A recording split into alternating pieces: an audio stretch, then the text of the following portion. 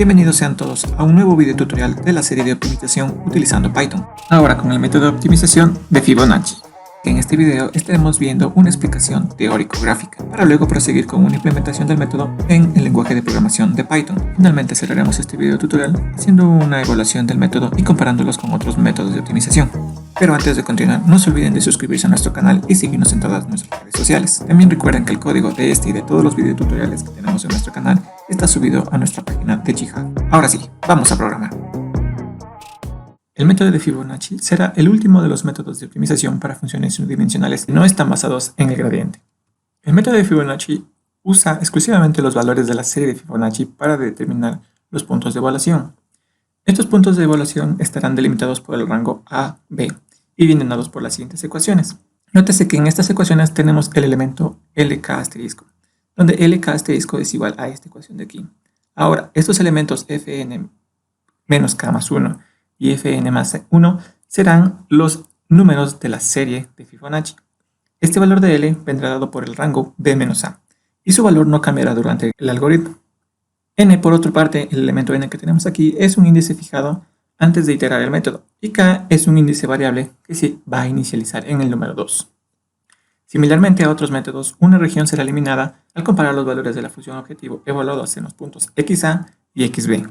Ahora, el procedimiento para el método de Fibonacci contendrá tres partes. El primero será calcular las variables LK asterisco, xa, xb, la función objetivo en xa y la función objetivo en xb. LK asterisco se calculará utilizando esta ecuación y xa y xb, que dependen de este valor LXA, serán calculadas utilizando estas dos ecuaciones de acá. Una vez tenemos esta información, podremos proceder al paso de comparación.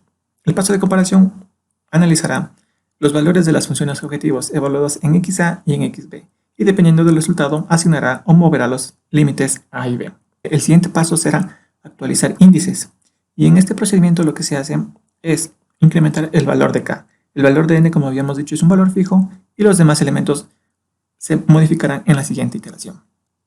Ahora, para implementar estos pasos dentro de nuestro ejemplo gráfico, lo primero que debemos hacer es definir la función objetivo dentro del rango AB. Con ello podremos calcular el valor de L y utilizando los valores de la serie de Fibonacci también podremos calcular LK asterisco. Con este valor de LK asterisco se podrán calcular XA y XB y posteriormente la función objetivo en estos dos puntos. En el gráfico que tenemos aquí, ese procedimiento ya ha sido realizado y como resultado tenemos lo siguiente. En XA tenemos 59.1 con un valor en la función objetivo de 1229 y en XB tenemos 70.9 con un valor objetivo 1289.17. Con estos elementos nosotros podemos pasar al paso de comparación en el que evaluamos el valor numérico de la función objetivo. Y como vemos aquí, el valor de A es menor al valor de B, por lo que no se cumple esta condición, de tal manera que B deberá ser movido al valor de XB. Y eso es justamente lo que se hace en la siguiente parte. Movemos el valor de B que se encontraba aquí hacia el punto XB, que ahora es este elemento de aquí. Y con estos nuevos límites procederemos a la siguiente iteración, no sin antes actualizar el valor de K igual a K más 1. Esta parte numérica lo voy a dejar así como una caja negra, lo estaremos revisando cuando hagamos la implementación. En la siguiente iteración lo que hacemos es utilizar el valor de L que no ha cambiado, sigue siendo el mismo valor, 90 y 40, y utilizando los nuevos valores de la serie de Fibonacci, calculamos el valor de LK asterisco. Luego calculamos XA y XB y de la misma manera calculamos los valores de la función objetivo. En este caso tenemos que XA nos da un valor de 47.29 con una función objetivo de 1248.3 y XB nos da 63.61 con el valor objetivo de 1245.3. Estos dos valores son comparados aquí. Y ahora se da que f de xa es mayor a f de xb, ligeramente. Entonces lo que pasa es que el límite a se mueve al valor de la variable xa. Esto puede ser visto aquí en nuestro gráfico cuando el valor de x que inicialmente estaba aquí se ha movido a la posición de xa. Y el espacio de búsqueda ha sido reducido hasta tener esta longitud. Antes de continuar con la siguiente iteración, no hay que olvidar que debemos actualizar el índice k. Bien, ahora vamos a definir el algoritmo del método de Fibonacci. Lo primero que hay que hacer es definir la variable n. Esta variable n se utiliza para el cálculo de LK asterisco, por lo que es una variable muy importante. Luego se calcula la serie de Fibonacci con n valores. es decir, con este valor que nosotros definimos en el paso 1. Después de eso hay que definir A y B, que van a ser nuestros límites del espacio de búsqueda, el valor de L, que va a ser B menos A, K, un índice que se inicializa en 2, y Epsilon, que es el valor que nos va a permitir de finalizar el ciclo iterativo. En el paso 4 lo que vamos a hacer es calcular LK asterisco utilizando la ecuación que tenemos aquí. Y a su vez también calculamos XA y XB, que son que van a ser obtenidos utilizando las ecuaciones que tenemos en esta parte de acá. Luego también evaluaremos la función objetivo en los puntos XA y XB. Con esa información nosotros pasaremos al paso 5, que es comparar los valores de la función objetivo evaluados en XA y en XB. Si es que la función objetivo evaluada en el punto XA es mayor a la función objetivo evaluada en el punto XB, entonces A será igual a XA. Caso contrario, B será igual a XB. Eso ya lo habíamos visto en el método gráfico. El paso 6 será incrementar el valor de K en 1. Y en el paso 7 haremos una comparación de la diferencia de los límites A y B con el valor de Epsilon. Si es que esta diferencia entre A y B es mayor a Epsilon, entonces repetiremos todo el procedimiento desde el paso 4. Caso contrario, lo único que haremos es salir del ciclo iterativo e ir al paso 8, el mismo que se encargará de imprimir los valores de XA y de la función objetivo evaluada en XA. Ahora sí, con esto en mente, podemos proceder a la implementación del método de Fibonacci en Python. Este algoritmo también será implementado utilizando programación recursiva. Así que vamos a ello. Ya en nuestro Jupyter Notebook, lo que vamos a hacer es importar la librería para graficar, la matplot.pyplot y la librería NumPy. Bien, ahora lo que hacemos también es definir el problema, que lo habíamos visto durante los últimos videos de optimización. Y aquí lo único que nos interesa es la ecuación que tenemos aquí. También implementamos una función graficar, función objetivo, la que nos permitirá identificar los elementos que vamos a estar utilizando. Los primeros elementos serán los límites A y B. Y el otro elemento importante a anotar será el punto mínimo, que es el que queremos calcular, que será 55.08 en X y 1225.17 en Y. Eso nos da como resultado la siguiente gráfica. Vemos que el valor mínimo de 40, el valor máximo de 90 y el punto mínimo aquí. También hemos definido la función objetivo, que es la copia de esta ecuación que tenemos aquí en términos de Python. Y para comprobar que está bien, hemos evaluado esa función objetivo en 55.08 y nos da el valor de 1225.17, que es prácticamente lo que hemos estado esperando. Ahora podemos proceder con la implementación del algoritmo del método de Fibonacci. Como lo habíamos dicho anteriormente, lo primero que hay que hacer es definir el valor de n. Entonces, para eso lo que voy a hacer es crear una función que se llame correr o run Fibonacci. Dentro de este método voy a definir el valor de n, y en este caso va a ser 30. Luego voy a crear la serie de Fibonacci utilizando los 30 valores, es decir, utilizando n valores. Para ello, lo primero que voy a hacer es crear un arreglo fs que inicialice con 1, 1, que son los dos primeros elementos de la serie de Fibonacci. Luego utilizaré un for y que recorrerá 30 veces o n veces, dependiendo de cuánto sea el valor de n. Y luego crearemos una variable auxiliar que haga lo siguiente. Vamos a hacer que fs menos 1 más fs menos 2. Es decir, va a coger únicamente los dos últimos elementos del arreglo fs y los va a sumar. Con esa suma o ese resultado deberá ser anexado a la lista de fs. Por lo que aquí yo utilizo el método append y paso el argumento aus que había sido calculado anteriormente. Con esto ya podemos dar por hecho de que hemos creado la serie de Fibonacci, pero para comprobar lo que vamos a hacer es imprimir los valores de fs y le vamos a dar en ejecutar. Nada más nos falta llamar al método en la siguiente línea y aquí lo tenemos. Esta de aquí es la serie de Fibonacci utilizando 30 elementos. Ahora, lo que vamos a hacer aquí es cambiar esta parte de aquí y lo que nos debe retornar es el arreglo de fs. Y voy a cambiarle el nombre aquí a crear serie Fibonacci. Con eso yo voy a tener lo siguiente. Antes de eso no olvidé de implementar esta parte de aquí. Y yo aquí ya sé que fs contiene todo el arreglo de la serie de Fibonacci. Ese arreglo es el que voy a utilizar en la siguiente parte. Para la siguiente parte lo que voy a hacer es crear otro método. Este sí se va a llamar run Fibonacci. Y voy a recibir el valor de fs. Luego, en este método voy a definir los valores de A, B y K, que son los elementos que me pide que defina en el paso 3.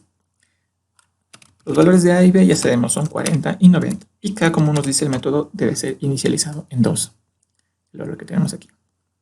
Ahora, el valor de epsilon sería importante implementarlo en este paso, pero como vamos a utilizar programación recursiva, lo voy a llamar cuando creemos el método que ejecuta el algoritmo de Fibonacci. Entonces, el siguiente paso será crear el valor de L que está ahí. Entonces, L va a ser igual a B menos A. Recuerden que estos valores son invariantes dentro del algoritmo de Fibonacci, a excepción de K. Pero ya vamos a ver cómo manipular esta variable dentro del método principal. Ahora bien, el siguiente paso, como dice aquí, es calcular LK asterisco XA, XB y las funciones objetivos y realizar todo este procedimiento que tenemos aquí.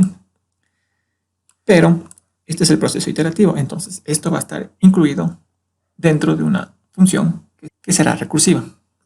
Por lo tanto, yo voy a abrir un poco de espacio aquí.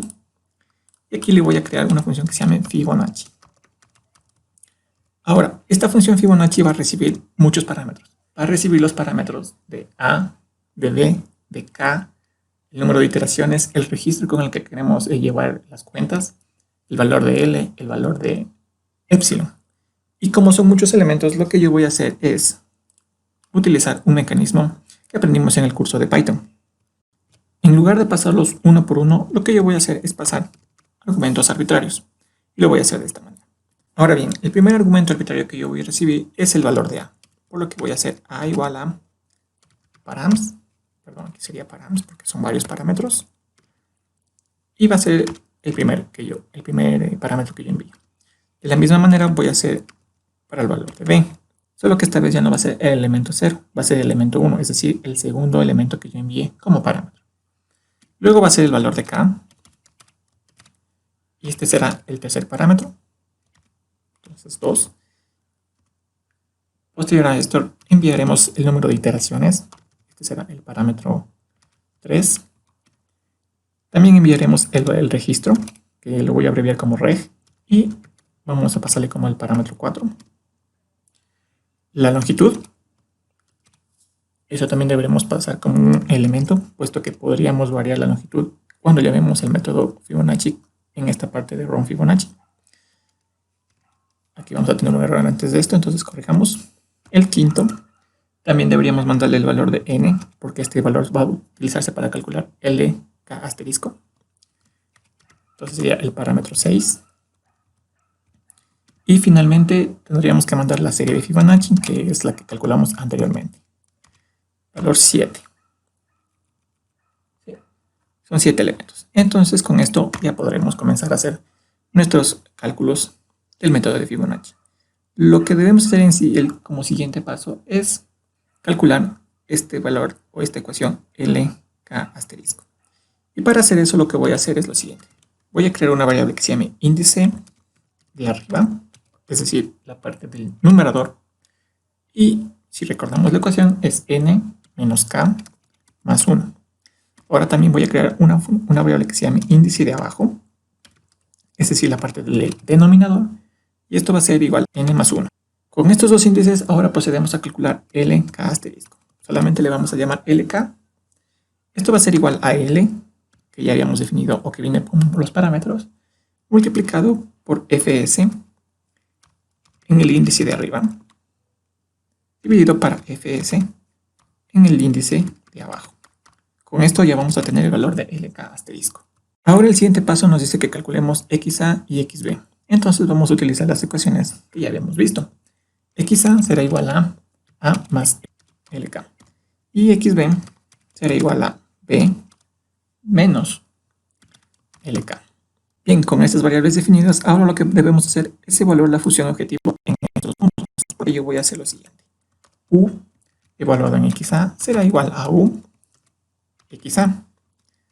Y U XB será igual a U evaluado en el punto XB.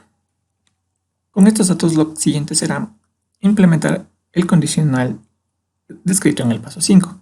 Entonces lo que voy a hacer es lo siguiente. Voy a hacer que si vamos a hacer una comparación entre esta evaluación y esta evaluación.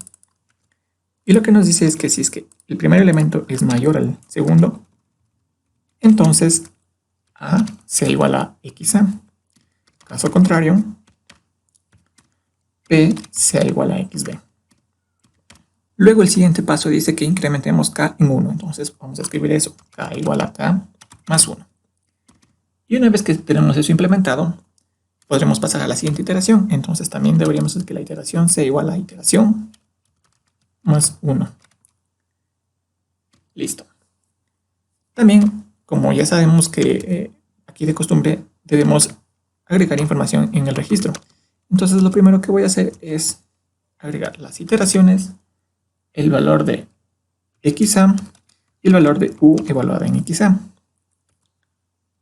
Y con esto ya podemos pasar al siguiente paso. El paso 7 dice que debemos comparar los valores de A y B, es decir, los límites de búsqueda. Pero también podríamos comparar el valor de la función objetivo evaluados en A y B. Pero vamos a restringirnos por lo que nos dice el algoritmo. Entonces en esta parte deberíamos hacer lo siguiente. Si, y vamos a definir el valor absoluto, para eso utilizamos la librería NumPy, de A menos B, como está descrito aquí, es mayor a epsilon, y el valor de epsilon no estaba descrito aquí, en ninguna parte. Entonces lo que debo hacer es escribir epsilon aquí. Pero posiblemente yo también quiera que epsilon variar de acuerdo a mis especificaciones de diseño. Entonces lo que voy a hacer es crear otra variable aquí, epsilon, y le voy a mandar como el octavo parámetro. De esta manera aquí no sería epsilon, sería únicamente ep. Y de esta manera ya podremos continuar. Ahora, antes de continuar, se me había pasado por alto imprimir la información correspondiente al desarrollo del algoritmo. Y eso generalmente nosotros lo hacemos debajo del registro. Entonces voy a proceder a escribir la línea que nos permite imprimir dicha información. Ya está. Esta es la línea. Y lo que voy a hacer en el siguiente paso, es decir, cuando ya hago esta evaluación, es retornar o hacer la llamada al método iterativo de Fibonacci. Lo voy a dejar en blanco así porque quiero explicar más adelante cómo pasan los argumentos de manera arbitraria. Ahora, ¿qué pasa si es que esta condición no se cumple? Nosotros necesitaríamos que se rompa el ciclo, es decir, que se vaya a imprimir los resultados, tal como nos dice aquí en el algoritmo de Fibonacci. Entonces, lo que yo debo hacer es imprimir nuevamente esta línea, que es la que me va a permitir identificar los resultados finales, además de una línea separadora. Esa línea separadora la voy a escribir rápidamente, así. Y voy a separar aquí un poquito para que sea más claro. Y aquí también voy a poner o retornar algo. ¿Pero qué voy a retornar? Puesto que estoy saliendo del algoritmo, lo que debo retornar es el registro. Bien, ahora lo único que nos falta es llenar los argumentos de esta función. Pero antes de eso, lo que voy a hacer es llenar los argumentos aquí en el código principal. Entonces lo que voy a hacer aquí es llamar a Fibonacci o el método Fibonacci que yo había descrito anteriormente. Pero aquí van a pasar argumentos arbitrarios. Para eso yo debo seguir el orden que yo había definido aquí, en esta parte de aquí. Entonces lo que voy a hacer es copiar esta parte de aquí y los voy a pegar aquí únicamente para tener como referencia. El primer elemento debería ser el valor de A. El segundo elemento debería ser el valor de B, que también ya lo tengo. El valor de K debería ser el siguiente. Y K aquí inicializa con 2. Luego el valor de las iteraciones. Como esta es la primera vez que estoy llamando a este método, las iteraciones van a ser igual a 0. Luego el valor del registro, también como es la parte inicial o es la primera vez que se llama a este algoritmo, el registro deberá ser en 0. Luego L, ya lo había calculado, entonces únicamente lo puedo pasar como argumento. O si es que yo quisiera hacerlo más eficiente, también podríamos hacerlo así. L sería P menos A. El siguiente elemento será N. N lo habíamos definido anteriormente, es decir, está aquí, pero nunca lo habíamos retornado, entonces eso voy a hacer en este punto. Voy a poner N, y aquí también voy a poner N, voy a llamar los dos elementos y aquí también voy a recibir N y la serie de Fibonacci. Entonces, cuando yo recibo N, también lo puedo pasar como argumento aquí. La serie de Fibonacci también está aquí, pasada como argumento aquí. Y finalmente el valor de epsilon. Epsilon lo voy a definir como 1 exponente a la menos 6. Y con eso el método ya está llamado. Ahora voy a hacer el mismo procedimiento para llenar el otro elemento, el elemento de aquí. Voy a hacer un poco de espacio para poder tener referencia. Y lo primero que voy a pasar será el valor de A. Como sé que el valor de A es una variable que va a cambiar, entonces se define como variable. B también es una variable que va a estar cambiando. K también está cambiando y está cambiando en esta parte. Voy a separar aquí para poder diferenciar el algoritmo. K. Lo siguiente será la iteración, que también está cambiando en esta parte de aquí, entonces también se pasa como parámetro. Luego el registro, que está cambiando en la siguiente línea, entonces también se pasa como parámetro. El valor de L. El valor de L viene definido desde la parte externa del algoritmo y se declara en esta parte. Por lo que yo no necesito pasar nada más que L. El valor de N también viene definido desde afuera en el parámetro 6, entonces lo declaro como N. Fs de la misma manera. Y finalmente el valor de epsilon. Epsilon.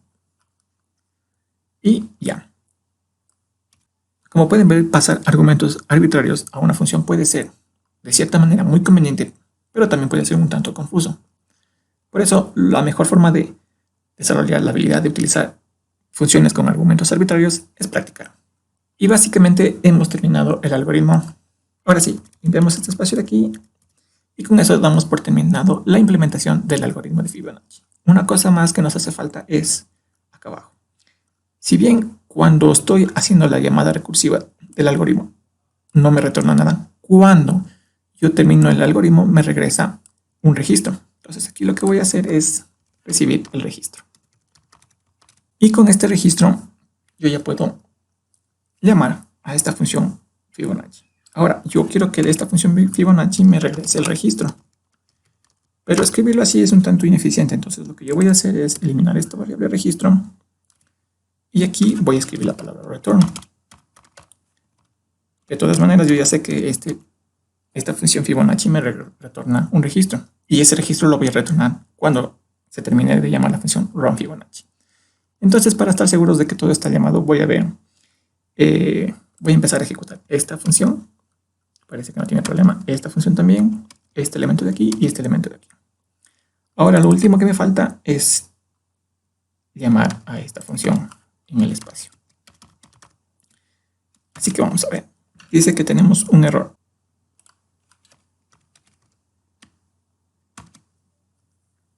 Y ya, el método comienza a converger hasta encontrar los resultados que nosotros ya habíamos estado esperando. Aquí se nos vuelve a imprimir esta parte de aquí porque este método nos retorna un registro y aquí no lo estoy recibiendo en ninguna variable, entonces voy a hacer lo siguiente. Con eso yo ya tengo el método completo. Ahora lo que nos falta hacer es la evaluación del método y para ello voy a utilizar el código que ya habíamos visto en los videotutoriales anteriores. Y bien, esa ha sido la implementación del método de Fibonacci utilizando programación recursiva. Si les ha gustado este video tutorial, no se olviden de darle like y suscribirse a nuestro canal. Hasta la siguiente.